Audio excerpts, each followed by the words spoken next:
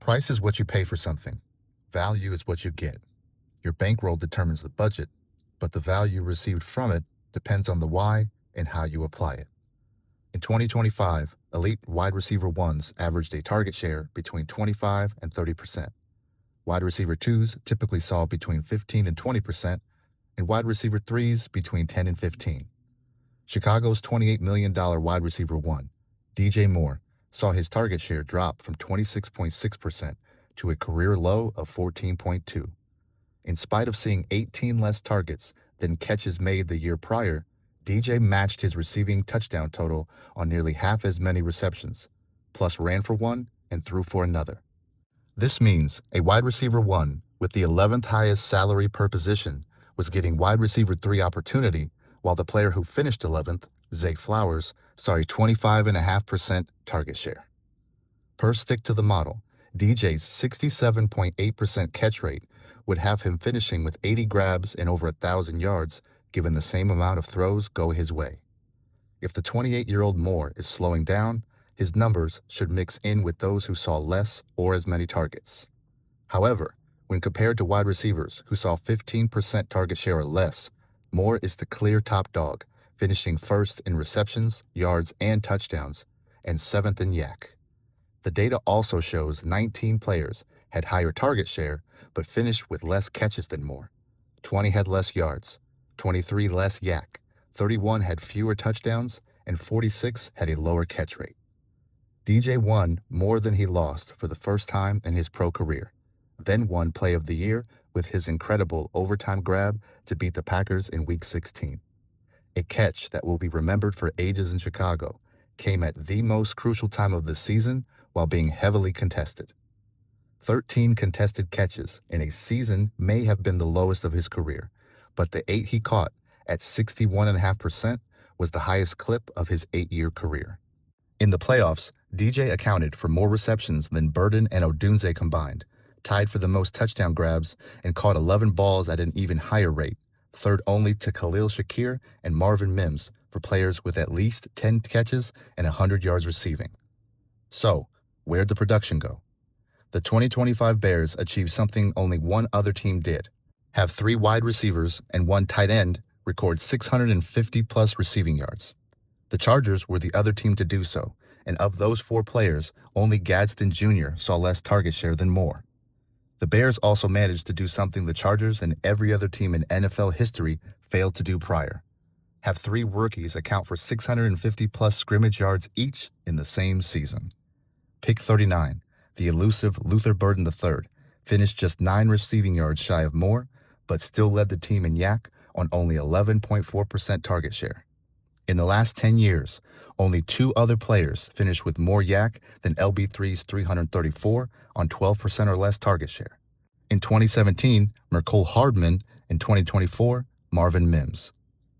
Chosen 10th overall, Colston Loveland was seen as a luxury reach and got the Bears criticized after they extended veteran Cole Kmet the year before for $50 million. The Michigan product went on to lead the tight end room and the team in receptions, yards, and touchdowns during the regular season, then set a record for most yards ever by a rookie in the playoffs.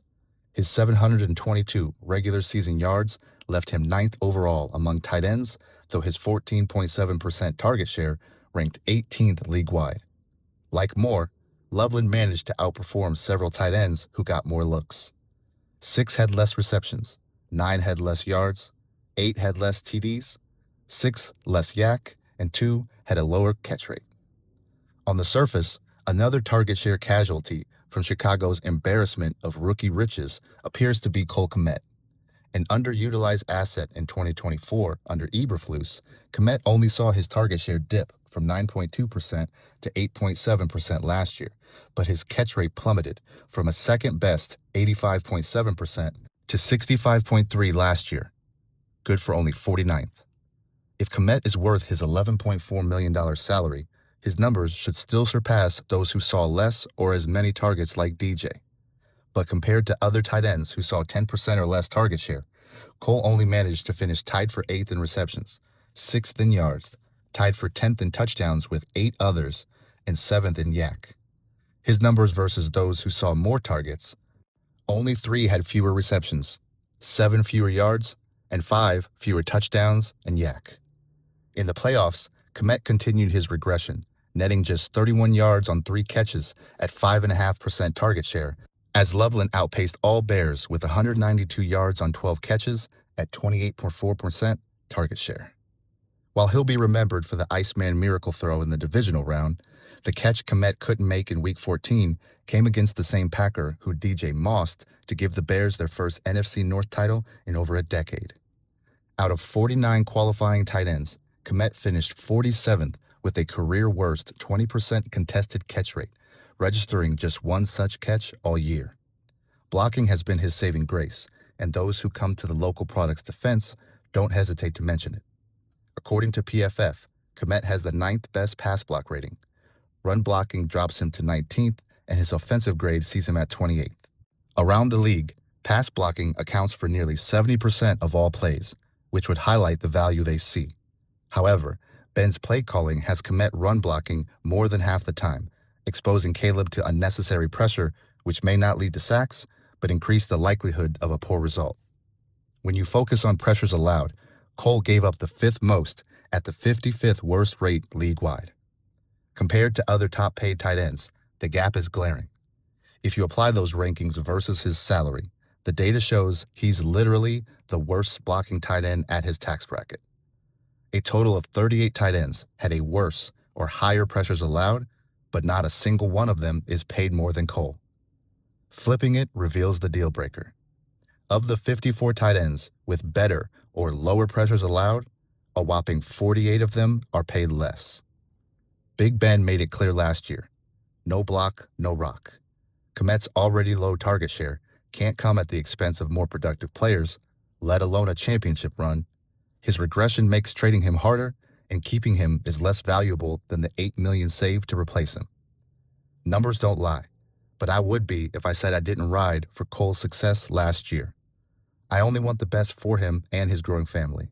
His age, skill set, and health history give him the best opportunity to return to the previous form that earned him the front-end guaranteed money he's been paid in full. Unfortunately, the window for him to do so in Chicago has closed with last year's splash and this year's pool of cheap talent. You don't become the best, allowing better than to be your floor. If winning is truly the goal, it's time to show good enough the door.